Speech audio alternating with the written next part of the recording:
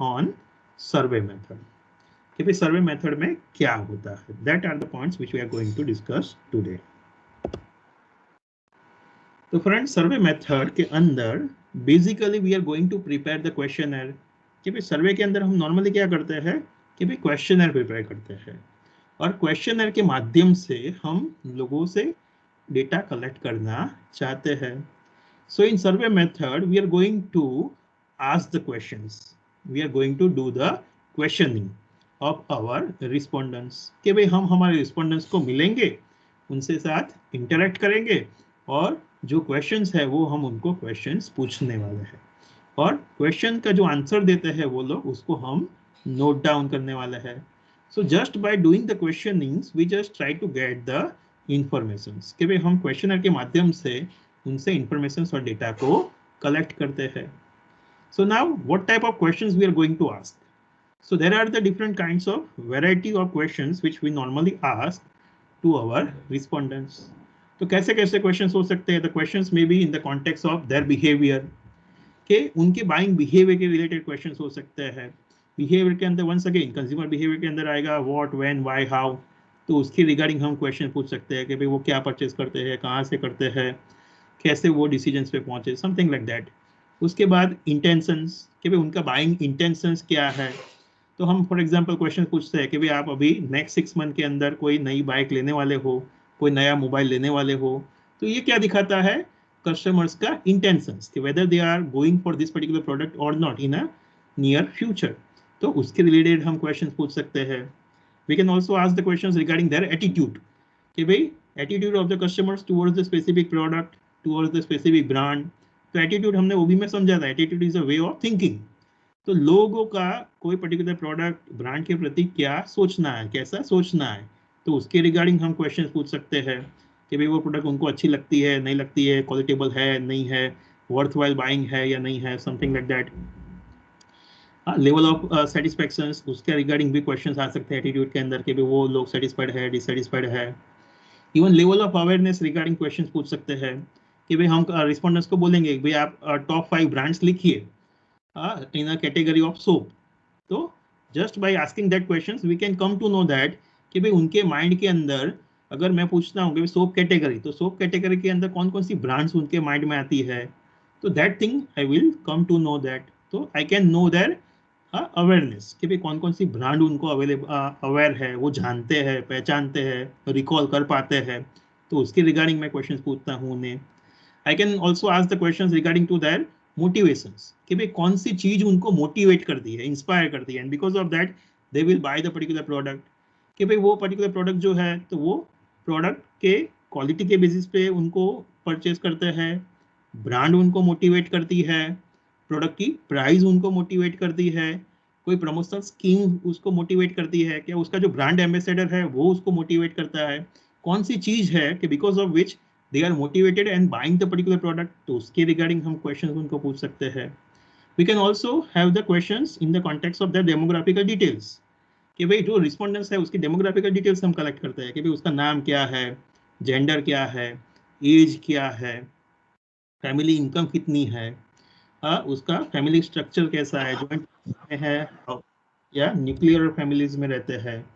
तो we can ask the questions even regarding their demographical details, education level, so that we can get the understanding कि उसके basis पे हम उसकी profile buildup कर पाएंगे. Same way we can also can ask the questions regarding their lifestyles कि भाई उनकी लाइफस्टाइल कैसी है, तो वो कहाँ पे अपना टाइम स्पेंड करता है, कौन कौन सी चीज़ें परचेज करता है, मूवी देखने के लिए कितनी बार जाता है, रेस्टोरेंट्स में कितनी बार जाता है. तो in that way we can ask the various kinds of question. तो ये डिफरेंट डिफरेंट कैटेगरीज हो गई, एरियाज हो गए कि जिसके रिगार्डिंग हम क्वेश्चंस पूछ के उनसे डेटा कलेक्ट कर सकते हैं. नाउ जो क्वेश्चनर होता है, नॉर्मली जो क्वेश्चनिंग होती है, जो हम पूछने वाले हैं क्वेश्चन, तो ये जो क्वेश्चनर है मेजॉरिटी ऑफ टाइम्स क्या होता है, द क्वेश्चनर इज स्ट्रक्चर्ड कि भाई कंक्लूसिव के अंदर, डिस्क्रिप्टिव के अंदर हमने पहले डिस्कस किया था कि जो रिसर्च जो है ये पूरी स्ट्रक्चर्ड रिसर्च है, स्टैंडर्डाइज होगी, फिक्स होगी.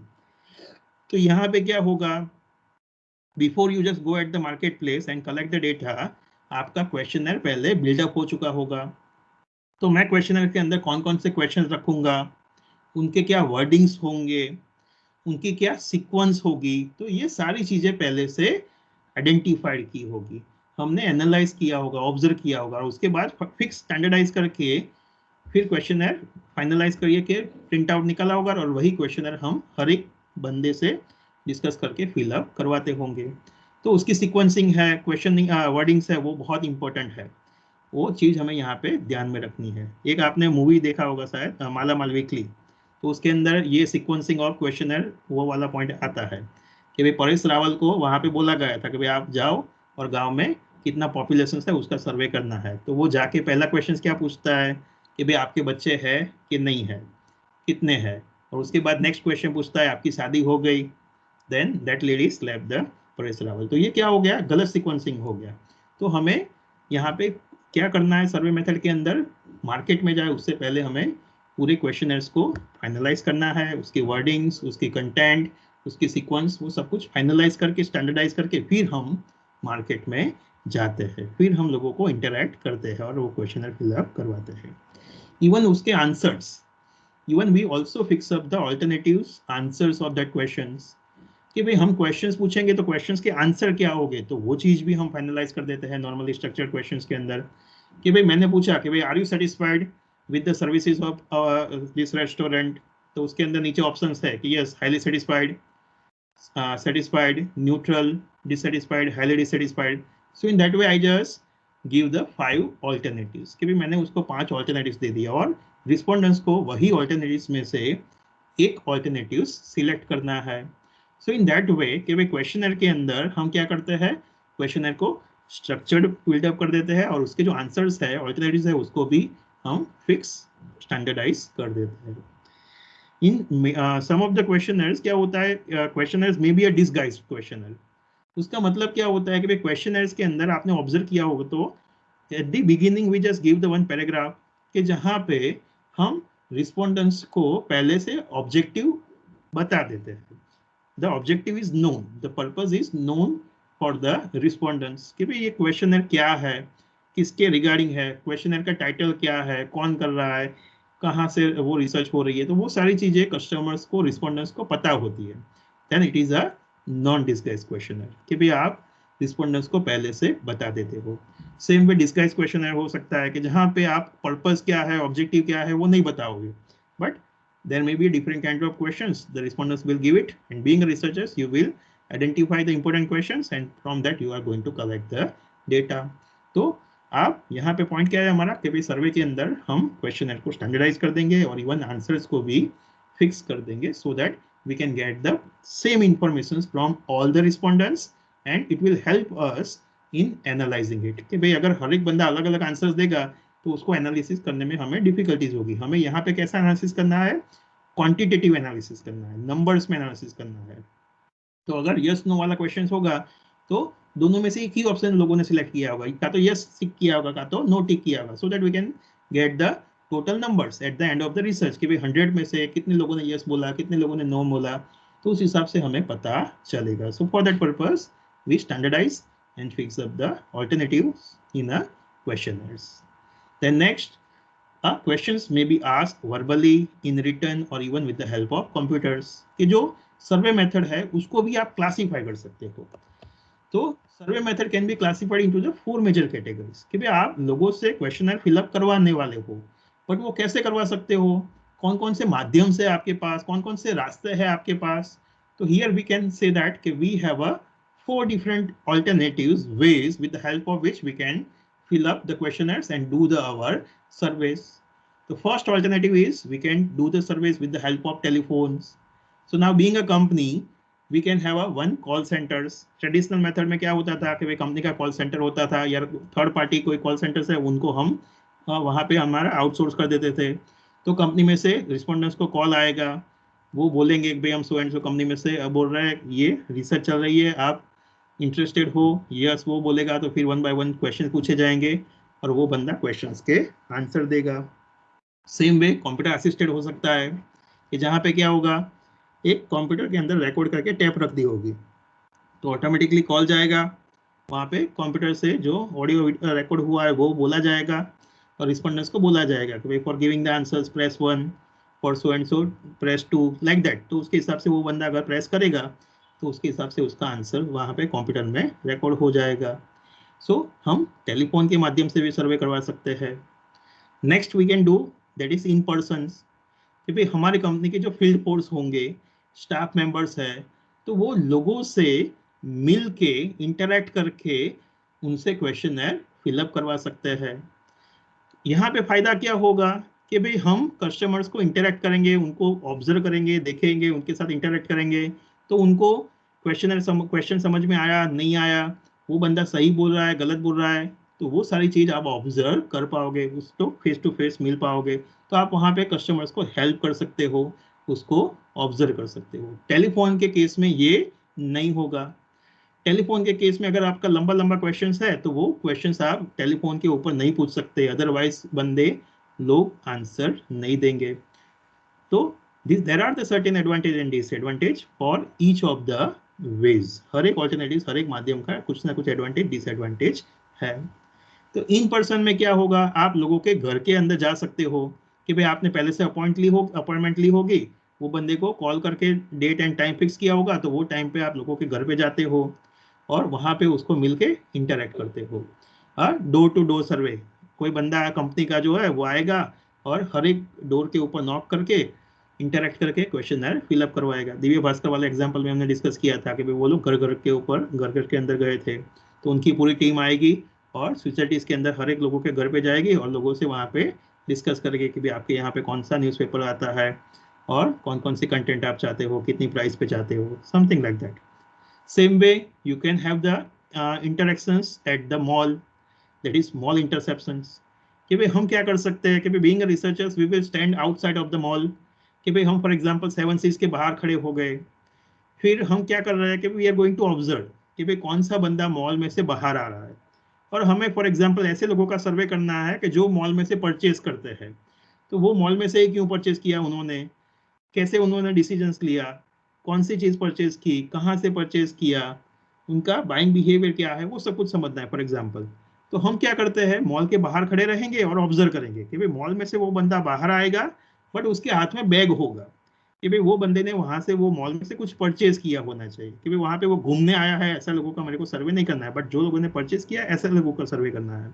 तो मैं क्या करूंगा, बाहर खड़ा रहूंगा, कोई बंदा मॉल में से बैग लेके परचेज करके बाहर आएगा तो उसको मैं रोकूंगा और रिक्वेस्ट करूंगा कि भाई मैं सर्वे कर रहा हूँ, रिसर्च कर रहा हूँ, आप ये क्वेश्चंस के आंसर दोगे, आप ये क्वेश्चन फिलअप करने में हेल्प करोगे, समथिंग लाइक दैट। तो उस हिसाब से क्या करेगा, वो बंदे को हम मॉल के बाहर इंटरसेप्ट करते हैं, रोकते हैं और वहां पे क्वेश्चन फिलअप करवाते हैं। Same way, in persons can be possible with the help of computers, that is computer assisted personal interviewing, CAPI, full form याद रखना है, एमसीक्यू में पूछ सकते हैं। तो यहाँ पे क्या होगा कि भाई एक ATM जैसा मशीन है कि जिसके ऊपर एक पर्टिकुलर स्क्रीन रखी हुई है, तो वहाँ पे लोग जाके इंटरेक्ट कर सकते हैं कंप्यूटर के साथ, जस्ट लाइक टेलीफोन में क्या था कि भाई कंप्यूटर ऑडियो रिकॉर्डिंग था, उसी हिसाब से यहाँ पे पूरी एक सिस्टम सॉफ्टवेयर इंस्टॉल होगा। स्क्रीन के ऊपर अगर वो बंदा इंटरेस्टेड है, आंसर्स देना चाहता है, सर्वे के अंदर मेंबर बनना चाहता है, तो इवन वो वहाँ पे इंटरेक्ट कर सकता है। तो कंप्यूटर के साथ वो इंटरेक्ट करेगा और कंप्यूटर उसको असिस्ट करेगा, हेल्प करेगा in conducting and fill upping the question. कि वन बाय वन क्वेश्चन आएंगे, वो बंदा क्वेश्चन का आंसर सिलेक्ट करेगा, सबमिट करेगा, नेक्स्ट करेगा, तो वन बाय वन सारे क्वेश्चन आएंगे। ऐसा कंप्यूटर के माध्यम से, मशीन्स के माध्यम से भी हम उनके साथ इंटरेक्ट कर सकते हैं और क्वेश्चनर फिलअप करवा सकते हैं। नेक्स्ट में भी alternatives may be a mail. Here the mail refers the postal for our purpose, कि भाई हम क्या कर सकते हैं, उनको क्वेश्चनर मेल के माध्यम, पोस्ट के माध्यम से भेजेंगे, तो उनको उनका कंसर्न एड्रेस का हमारे पास लिस्ट होगा, तो उनको हम एक बार क्वेश्चनर भेजेंगे। इवन क्वेश्चनर्स के अंदर कोई इश्यूज है, प्रॉब्लम्स है, तो उनको हम एक बार, दो बार, तीन बार, तो even in that way we can also send the number of questionnaires, number of points to be discuss and answered over the post. तो कि पोस्ट के माध्यम से भी भेज सकते हैं। वंस अगेन, कि पोस्ट के माध्यम से आप भेजोगे तो आपको पता नहीं चलेगा भाई कौन से बंदे ने आंसर्स दिया, सही दिया है, गलत दिया है, वो सच बोल रहा है, गलत बोल रहा है, तो वो सारी चीजें आपको यहाँ पे पता नहीं चलेगी। Same way the last alternative that is the electronics. तो इलेक्ट्रॉनिकल के माध्यम से भी आप लोगों से इंटरेक्ट कर सकते हो, उनके साथ क्वेश्चन है, उनसे क्वेश्चन फिलअप करवा सकते हो, कि भाई लाइक ईमेल, कि भाई कंपनी के रूप में हमारे पास लोगों का ईमेल एड्रेसेस है, पूरा डेटाबेस है, तो हम क्वेश्चनर्स है वो लोगों को मेल के ऊपर भेजेंगे। जो लोग इंटरेस्टेड है रिसर्च के अंदर पार्ट लेने के लिए, वो लोग वो मेल को ओपन करके लिंक पे क्लिक करके पूरा गूगल फॉर्म के ऊपर या पर्टिकुलर जो सॉफ्टवेयर हम यूज़ कर रहे हैं तो उसके माध्यम से पूरा क्वेश्चनर उनके सामने आएगा कंप्यूटर के स्क्रीन पे, और वो लोगों को वहाँ पे क्वेश्चंस के कंसर्न आंसर ठीक करना है और सबमिट करना है। या फॉर एग्जांपल मेल के अंदर हमने कोई डॉक्यूमेंट अटैच करके उनको भेजा है, तो वो मेल में से डॉक्यूमेंट ओपन करेगा, प्रिंट आउट निकलेगा, फिलअप करेगा और उसको फिर से सेव करके वो फाइल हमें वापस भेज देगा। सो ईमेल के माध्यम से भी उनको क्वेश्चनर भेज सकते हैं, तो वो बंदा उसको फिलअप करके हमें वापस भेज सकता है। Even over the internet, even internet के ऊपर भी हम फेस टू फेस जा सकते हैं कि भाई इंटरनेट के अंदर कि भाई हम जैसे अभी ये माइक्रोसॉफ्ट टीम के ऊपर हम इंटरेक्ट कर रहे हैं, तो यहाँ पे हम दो रिसर्चर और रिस्पोंडेंट्स दोनों ये पर्टिकुलर माध्यम से फेस टू फेस मिल सकते हैं। वहाँ पे मैं उसको क्वेश्चंस पूछ सकता हूँ और वो बंदे का आंसर्स मैं यहाँ पे रिकॉर्ड कर सकता हूँ। तो माइक्रोसॉफ्ट टीम है, गूगल मीट है, जूम है, कि जिसके माध्यम से इंटरनेट के माध्यम से हम रिस्पोंडेंट्स के साथ इंटरेक्ट कर सकते हैं और उससे डेटा कलेक्ट कर सकते हैं। और ये जो ऑल्टरनेटिव्स है, हर एक ऑल्टरनेटिव्स के कुछ एडवांटेज डिसएडवांटेज है कि भाई इलेक्ट्रॉनिक ना हमने यहाँ पे डिस्कस किया, तो इलेक्ट्रॉनिक्स का क्या हो जाएगा, कॉस्ट इफेक्टिव हो जाएगा कि भाई आपका खर्चा बहुत कम हो जाएगा। सिंपली आप इलेक्ट्रॉनिकल के माध्यम से आप लोगों से इंटरेक्ट करते हो, आपका जियोग्राफिकल रीच जो है वो बढ़ जाएगा। आप बहुत सारे लोगों को, कोई भी डिफरेंट पार्ट्स में रहता है तो वहाँ पे आप जाने की जरूरत नहीं है, आप सिंपली इंटरनेट के माध्यम से उनसे कॉन्टेक्ट कर सकते हो। As compare to that personal में क्या होगा, आपका खर्चा बढ़ जाएगा, आपका टाइम लग जाएगा। सो इन दैट वे आपके पास डिफरेंट डिफरेंट ऑल्टरनेटिव्स है, क्लासिफिकेशंस है, बट हर एक क्लासिफिकेशंस के कुछ ना कुछ पॉजिटिव एंड कुछ ना कुछ नेगेटिव साइड्स है। So now being a researchers we need to observe, we need to see which are the criteria are important for us, what are the positive side and negative side of the alternatives which we just chosen, and whether it is best suitable for us or not, कि भाई हमें सही तरीके से data मिलेगा कि नहीं मिलेगा, वो चीज हमें यहाँ पे ऑब्जर्व करनी है। क्यों? तो कि भाई डेटा कलेक्शन में अगर एरर हो गई, अगर सही तरीके से डेटा आपके पास नहीं आया, गलत डेटा आपके पास आ गया, डेटा कलेक्शन एरर अगर यहाँ पे हुई, तो वो एरर की इम्पैक्ट कहाँ पे आएगी, डेटा एनालिसिस के अंदर आएगी, फाइंडिंग्स के अंदर आएगी, और आपका जो रिसर्च का रिजल्ट होगा वो करेक्ट नहीं होगा। So that's why being organizations you need to be, being a researchers you need to be more conscious। आपको ऑब्जर्व करना पड़ेगा कि भाई कौन कौन से पॉजिटिव साइड है, कौन कौन से नेगेटिव साइड्स है, कौन कौन से एडवांटेज है, कौन कौन से डिसएडवांटेज है जो मैंने ऑल्टरनेटिव सिलेक्ट किया है, उसका जो टाइप सिलेक्ट किया है सर्वे करने का उसका, और उसके बेसिस पे मेरे को डिसीजन लेना है। तो this is about the descriptive research and the method of descriptive research, that is the survey method।